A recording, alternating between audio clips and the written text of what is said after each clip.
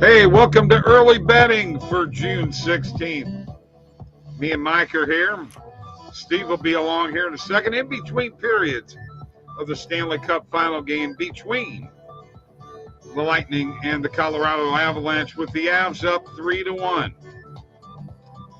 Click those links below for the best sports books in your state.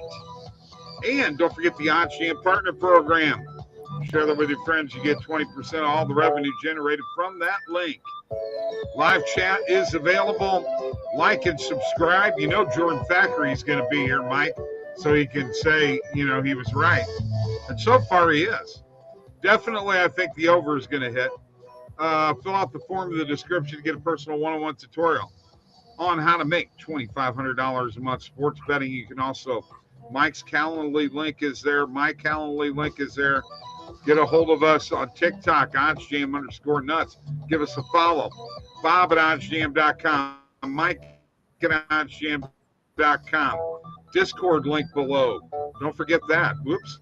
And the Prize Picks link below where you can get a $100 deposit match. Mike, you and I wrote that. We did. Long time ago. Okay. I'm sorry, Bob. I tried to save you some money. Bet the over and Avs if you can. Even first period goals had just cash. I just want to tell you one thing. I did bet the Avs first period. Thank you very much. That is just about evened out the other two bets. Colorado, what the heck is that? Oh, Jordan. Colorado 6-1 when scoring first this postseason. Jacob gave my picks as early as I could for all to join in on the winning. Jordan and others also looking good. Yes. Stick to the curls, Bob. We have a new hockey guy. A lot of time. There's so much time left in this series. It's ridiculous. And Bobby V, I got to give him credit here, Mike. Let's have a toast to him. Go Nordiques.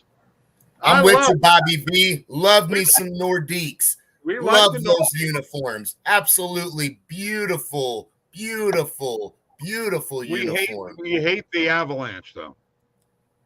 Is that a beer, Mike? Tiger, what are you, his mom? No, it is not actually. Or is it? Is it an energy drink? Am I on energy drinks right now? That's the question. Clearly, Bob's drinking a beer. Clearly, Bob's drinking a beer. I may need several. I may need several with the way this game's going because,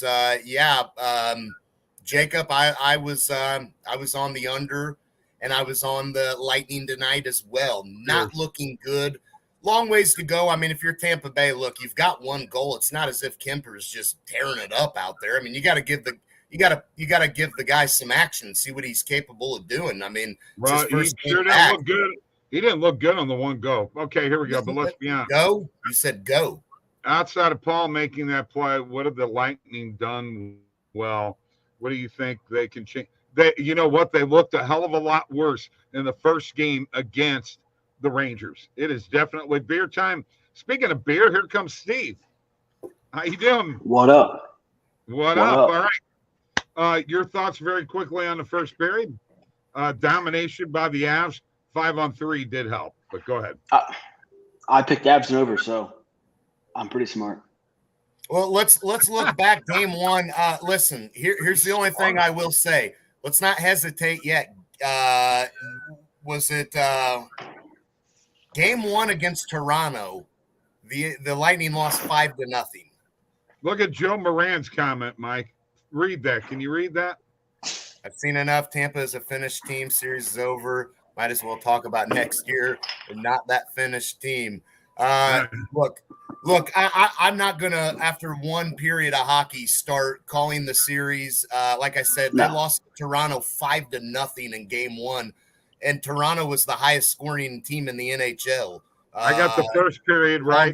Florida. So, look, long way from over. Colorado could win game 1 and 2, and I'm still not sure where this thing's going yet. I'm taking this game by game.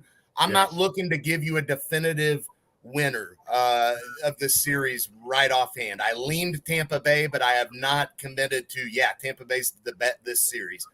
Game one, I decided let's take the plus money. I expected Colorado to be a little rusty. They're not rusty, but also Tampa Bay's really played poorly. So we'll see what the second period brings, and we'll kind of go from there. But long ways to go. If you bet the over, again, kudos to you. I'm happy for you. Half a unit here on that because of the reason. Go ahead. We got to roll. We got to roll. We got to get the U.S. Open stuff because this is important. This is for tomorrow. We've talked about this game enough. You know, Colorado's probably going to win. I was wrong on a couple. Who cares? I'll get it. I'll get it next game. Trust me. I've done it all. And maybe you got to listen to the people a little more. I've done it all playoff long. I already made my bets before I ever had the show. I made my bet at 7:00 this morning, dude. Okay. Yeah. So and I'll tell you what, Bob's been extremely hot. And I asked him, "What are your bets?" And I bet the opposite. I knew he was too hot. Hey, you know what? You're right because I have won 3 parlays in a row, dude. Yeah, exactly. I know. Yeah. No, that's again, that's no disrespect either. That's good. I mean, you're right. Sometimes you do got to fade a guy that is hot, you know, and game one's a good spot to do it. Steve, I got the reason why is because Bob hasn't had. I mean, it's hard to handicap a game one. You know, how do I fade myself? That's tough. That's tough to do. All right, I want to share my screen here. All right, this is the Steve part of the show.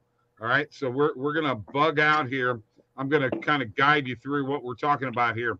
Here is the article for the U.S. No, this wrong one. I'm sorry. Wrong one. My fault. You're right. It is this one. Okay, my fault. This is Steve's article for the U.S. Open. It's a par 70 course. That rough is thick, Steve. I saw real thick.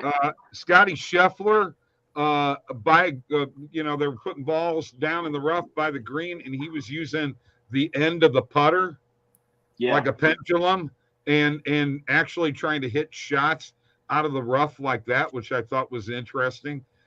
Steve, let's talk about your outrights. Justin Thomas, Rahm, Burns, Zalatoris, Lowry, M. I can guarantee you that 4, probably 5 of these, I'm with you on 100%. I got a question about M. What's your thought there? I mean, the model loves him. I mean, he's the second favorite, which was shocking.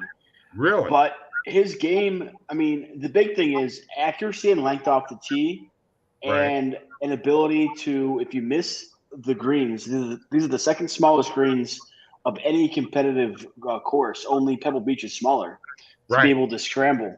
And, I mean, Sungjae is number 1 in bogey avoidance. He's number 2 in par 4 scoring, which is huge because there's 12 par 4s. Right. He's number 1 in strokes gained around the green. And he's number 8 in fairways gained and good drive percentage. So really, I mean, his game outside of his putting, which has been better, and he is best on bent grass, which is what this is. I mean, you know, I'm not a big fan of Sungjae, but he's a great course fit. You're right about those greens, and and plus the thick rough is really, really going to make a big difference. That's why I like a guy like Sam Burns as a possibility. Yeah. I love that play because I like the way he plays and gets himself out of trouble. Exactly. And, that dude's just, clutch. He already has 2 playoff wins. Like the winner is probably going to be between, I would say, even to -5 max, right? Right, I think if you're +3, you're in the top 20. So, this is going to be a very difficult course. 275, 274, somewhere around that, right? Yeah. Total score. Yeah. And that's why, I like Larry. He won his only major at a similar course. Same thing with Rahm. Rahm had success at the British Open last year. Right. He won the U.S. Open last year, obviously. Right. So exactly. Yeah. I love John Rahm because of his ability to make putts. Zalatoris he's the one that worries me in that group as far as making putts because, man, he's my favorite. I know he is, but he has a tendency to make some really terrible short putt mistakes. But let's take a look at your derivatives here. And I love this, folks. Think about this. The 3 top 10s are also 3 of his favorites, all right, which I think is great. So look at the numbers you can get. The other thing about this article is he's not only giving you he's giving you the place that you can get these numbers at, whether it's FanDuel or DraftKings or Unibet or whatever. That's where he found the best numbers at, okay? And then the top 20s they have 3 of your favorites in the top 20s. Actually, 4 of your favorites in the top 20s, which I love that. Seamus Power, wow. That one came out of nowhere for me, bro. Yeah, I mean, he has 4 top 10 finishes on the year. And again, he's a guy. So one stat, and I mentioned in the article. So since 2014, the winner has been top 2 in bogey avoidance. It's so important to the U.S. Open because it's such a difficult course. So if you can avoid bogeys, you're in really good shape. And so we weighted that pretty heavily in the model, and Power is up there. I mean, he's number 4 in the field in bogey avoidance. So that's amazing.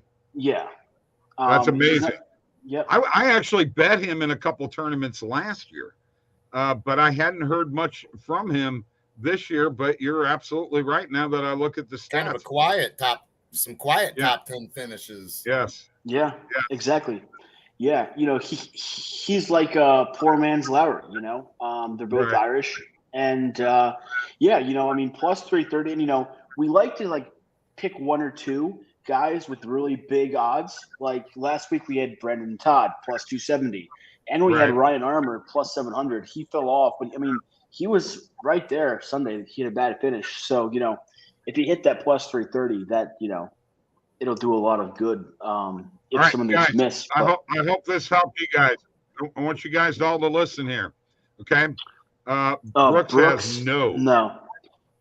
I mean, Brooks, and I agree with him. Yeah. No, Brooks, I mean, I think Brooks is going to the LIV very, very soon. So can I tell you something? Randall and I were talking about this earlier today or yesterday. Brooks is either missing the cut or he's going to be in contention in top 20. It's one of those 2. I don't think there's anything in between.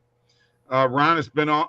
This Tiger Woods is talking here, dude. Ron has been off all year. I don't trust him. Tiger, if you were playing, I'd bet you. There also. Cardinals making a run. That's not true. Rom's been a lot better his past few rounds, but I mean, I agree. It's been a down year, but he's still number 1 in strokes gained off the tee and number 1 in greens and regulation. 2 things that you need this week. No kidding. So, yeah. He has 44 straight rounds he's going to like this. Yeah, he has 44 straight rounds where he's gained strokes off the tee. It's incredible. All right, here we go. I do like Sam Burns. Yes, I do too. Good luck. Look, guys. Oh my God. I'm not even going to acknowledge that. Alex likes him. Alex, I think used him in that crazy parlay or something. Okay. All right. You know what? I do want to check one thing here, Steve. By the way, good job. Good job with the golf. Thank you. Says, how do you very good job with the golf. Let's take a look at, we're not addressing some of that stuff. Okay, I've got one play here, and Mike, you can jump in on this too if you want to. I need some opinions on this. I do not know anything about this. Saturday, July 2nd. This is a positive EV play, Steve. 15-cent market with plus 100. Perfect line, plus 107 without the juice, plus 110. How do you say that? Drickus Duplessis? Yeah. I like it, man. I haven't looked into it too much. But yeah, he's Duplessis. Okay. Yeah. He's How do you say his name? Duplace. He's like French. Duplace. Okay. Yeah. Okay. All right. Very good. Yeah. Now I like another that. now another one here as we go to this Saturday, June 18th. I just want to get this in here. It's a positive EV play right now, 16-cent market with plus 105 on Caesars, under 2.5 rounds, total rounds between Tony Kelly and Adrian Yanez. Yeah.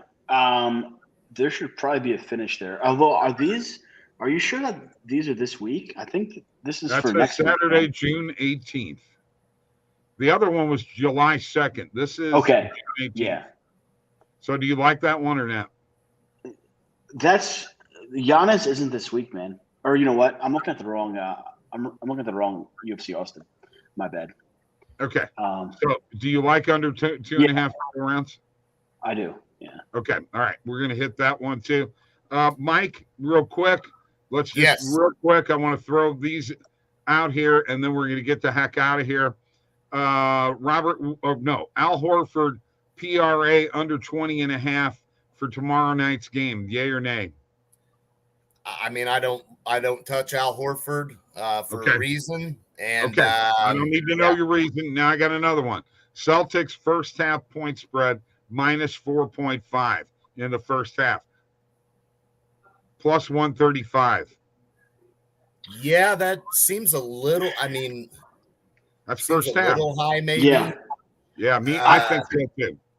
Yeah. The game spread, I mean, that just seems a little high, so probably stay away from that one. Okay. All right. I'm going to go back to the chat and finish up here so I can get back to the hockey game and I can watch Tampa Bay come back and win this. Sam Burns is a choke artist the way he choked the players. Okay, come on, Joe. What's Steve's first round leader? You got a first round leader, Steve?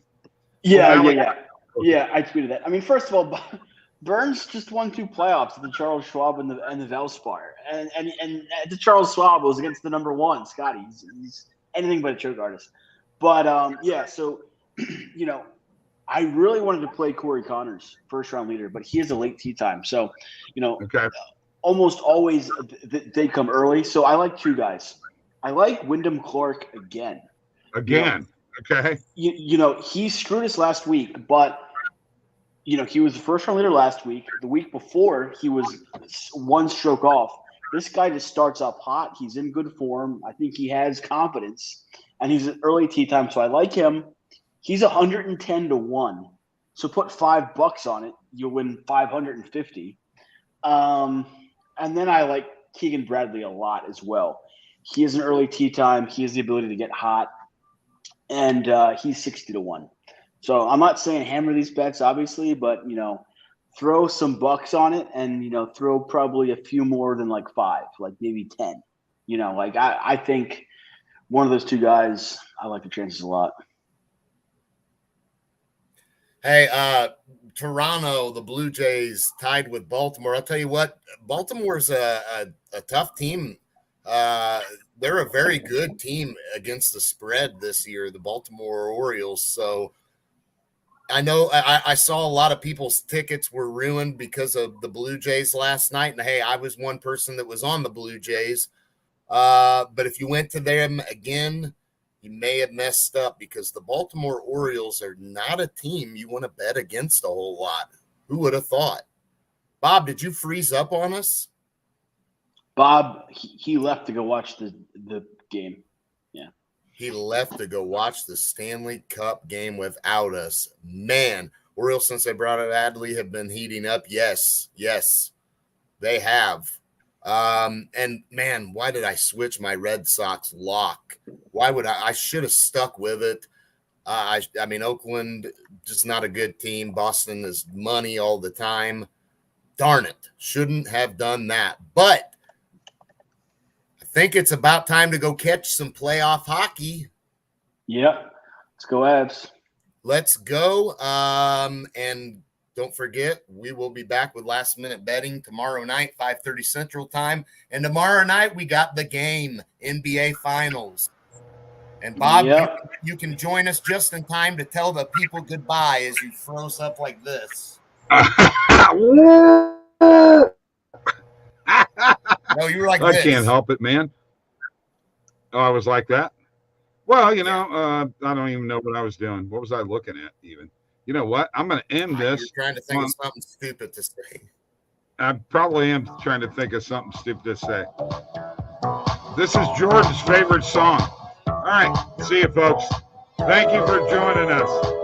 Pop down the beer and disappear. Cheers. Yeah. See you, Jordan.